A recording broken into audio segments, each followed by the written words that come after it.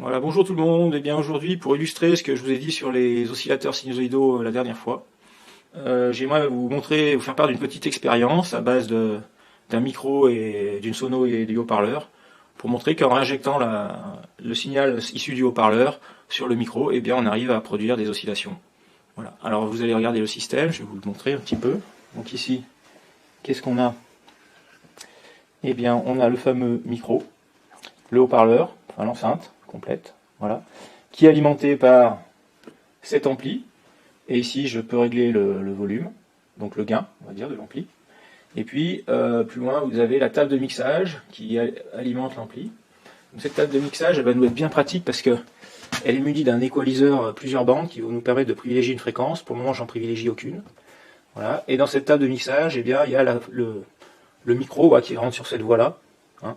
Voilà, j'ai mis le volume assez fort. Et puis voilà. Et normalement si je réinjecte le signal de haut-parleur sur le micro, ça va partir en oscillation jusqu'à saturation de l'ampli. Alors on va pas faire ça parce que l'ampli c'est un ampli assez puissant et ça risquerait de casser le haut-parleur puis ça nous casserait les oreilles. Donc ce que j'ai fait sur la table de mixage, ici il y a une fonctionnalité sur le micro qui s'appelle le compresseur, qui est quelque chose qui va limiter automatiquement, enfin diminuer le gain sur la voix du micro dès que le signal dépasse un certain niveau. Voilà, et finalement c'est la table de mixage qui va limiter l'augmentation des oscillations et non pas la saturation de l'ampli. Voilà, donc ça se fera à un niveau un peu moins fort. Alors pour illustrer tout ça maintenant, qu'est-ce que je fais? Moi je touche pas au réglage. Je vais vous montrer. Donc là, au réglage de la table, j'y touche pas. Je me mets ici pour filmer et l'ampli et le micro. Voilà, le micro il est là. Alors je vais vérifier que ça fonctionne. Donc si je tapote sur le micro, pour le moment ça fait pas de bruit, parce que le volume de l'ampli est à 0, mais je vais mettre un peu de volume. Ouais. Voilà, quand je tape maintenant, ça amplifie un petit peu le son. Okay. Et maintenant qu'est-ce que je vais faire? Je vais remettre le volume à 0, donc enfin, proche de 0, et je vais diriger le micro vers près des haut-parleurs pour faire la réinjection. Voilà, et là je vais monter le gain, donc le volume. Et à partir d'un certain niveau, normalement, je dois déclencher des oscillations spontanées. Alors je monte. Voilà. Là c'est pas lent, je ne sais pas si vous entendez.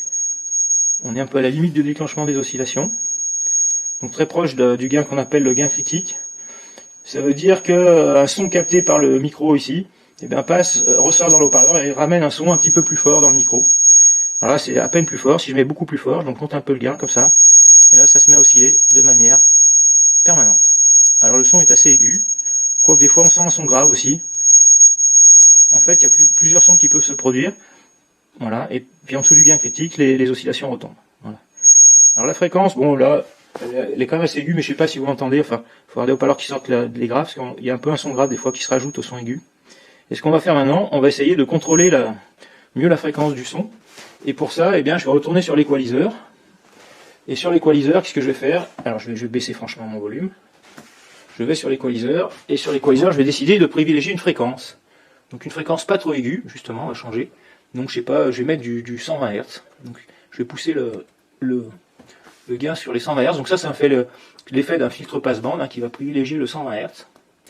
Voilà, et puis je vais retourner en position pour filmer le micro et le réglage du volume. Voilà.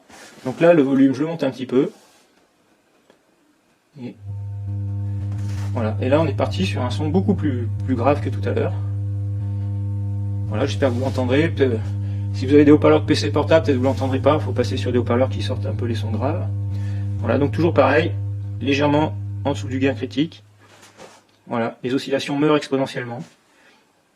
Légèrement au-dessus du gain critique, elles reviennent exponentiellement. Voilà, vous avez vu que ça ne joue pas grand chose des fois.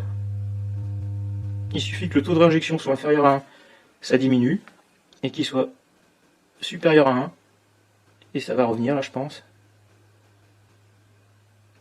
Voilà, on entend un petit peu, mais... Voilà. Alors là c'est en train de monter, mais tellement doucement, que vous l'entendez peut-être pas. Voilà, j'approche la main, vous voyez. Je canalise un peu le son et tout de suite ça remonte. Voilà. Ok, allez on va essayer une autre fréquence. On va essayer une fréquence plus aiguë qui s'entendra mieux. On va essayer de mettre, privilégier non pas du 120 Hz, mais du 500 Hz. Donc là, je monte le gain à 500 Hz, enfin le curseur du 500 Hz, et on regarde ce que ça va faire. Allez.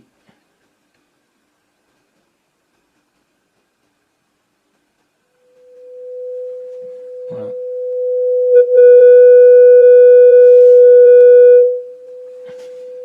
Là, je suis à peu près au gain critique, et si je vais en dessous, les oscillations meurent exponentiellement. Elles sont pas loin. Vous voyez à peine, on tape sur le micro, que ça a tendance à vouloir revenir. Voilà. Je peux faire du très grave, ou du plus aigu, par exemple. On va essayer, alors je baisse, on va essayer d'abord le assez aigu, donc le... Voilà, aussi du 2 kHz déjà. 2 kHz, ça doit être assez aigu. Voilà. On va écouter ça.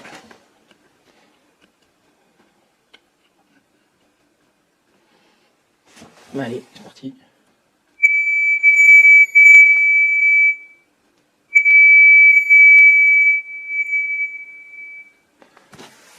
Allez, je vous montre pas, mais je vais maintenant mettre à 4 kg. 4 kHz. Voilà. Là, c'est un peu plus aigu encore. Allez. Maintenant, je vous montre pas, mais je vais pousser le volume du 60 Hz, qui est un son très grave. Alors, je sais pas si vos parleurs pourront le restituer. Voilà. Donc là, le haut-parleur il vibre pas mal. Hein. On voit bouger et ça fait un son très très grave.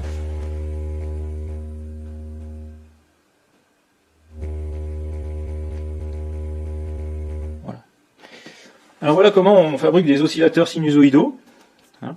Et donc le jeu avec les oscillateurs sinusoïdaux, c'est de mettre suffisamment de gain ici, hein, et puis de privilégier une fréquence pour que ça se mette à osciller de manière permanente à la fréquence souhaitée. Voilà. Mais c'est très intéressant de connaître les conditions d'oscillation, les critères d'oscillation, parce qu'il y a deux cas où c'est le contraire, on va vouloir éviter les oscillations.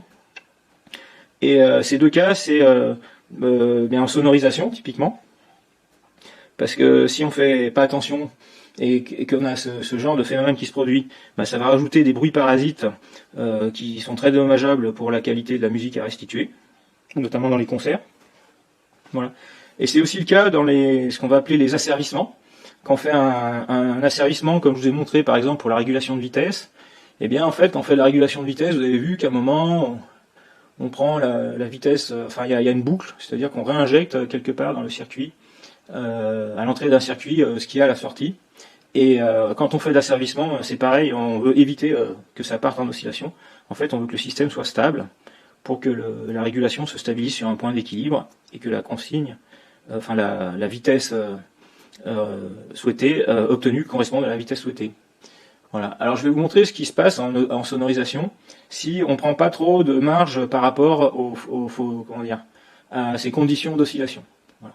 Alors ce que je vais faire, je vais remettre une fréquence qu'on entend bien, je sais pas, par exemple le 200 Hz ou le 120 Hz, je sais pas, le 200 Hz on entendait bien. 240 Hz, donc là je monte le gain. Voilà. Là ça oscille. Hein. Voilà. Donc là déjà c'est mort. Là, si on cherche à restituer du son dans ces conditions, c'est affreux parce qu'il y a ce bruit parasite qui se rajoute. Mais même si on se met juste en dessous comme ça, voilà, juste en dessous, on se dit oh bah là c'est bon, ça oscille pas spontanément. Bah vous allez voir, je vais envoyer un son de batterie dans le haut-parleur que je veux restituer. Voilà. Je déclenche. Alors vous paraît peut-être normal ce son de batterie. Je vais un peu pousser le défaut pour. Voilà. Voilà, ce son de batterie il est pollué par des petits bruits à la fréquence d'oscillation, qui se déclenchent quasiment sur chaque coup de caisse claire et même de grosses caisses. Et pour vous montrer comment ça fait le son normal, je vais couper le micro. C'est-à-dire la marche arrêt, je le coupe, comme ça je tue la boucle. Et voilà ce que c'est que le son original de la batterie. Voilà. Et si j'ai un espèce de Larsen rampant là qui se met en marche quand je remets le micro, eh bien le son est dénaturé. Comme s'il y avait une petite caisse de résonance. Voilà. Alors là j'ai un Larsen qui part vers les 240 Hz. Si je fais pareil avec le 500 Hz, je monte le 500 Hz. Je vais monter un peu le volume. si je monte un peu plus le volume, j'ai l'oscillation permanente. Si je fais ça avec le 4 kHz par exemple, ou 2 kg,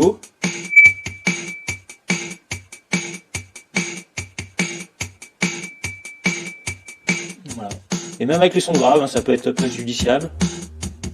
Ouais, ça fait des bourdonnements comme ça, qui se rajoutent.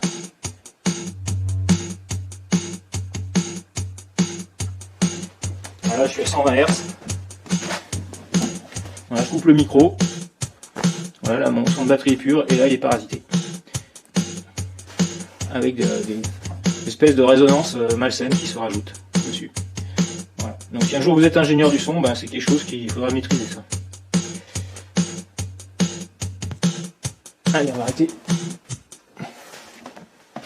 Voilà, et ben, j'espère que cette petite expérience vous aura bien illustré non seulement le fonctionnement des oscillateurs, hein, on va bien comprendre un peu la nature et le comportement de ce genre de circuit avec un rebouclage de la sortie sur l'entrée. Voilà, et que aussi ça vous aura éclairé un peu sur la manière d'éviter au contraire ces oscillations, et notamment quand on fait de la sonorisation ou quand on veut faire des asservissements. Voilà. Allez, et bien à très bientôt pour une prochaine vidéo.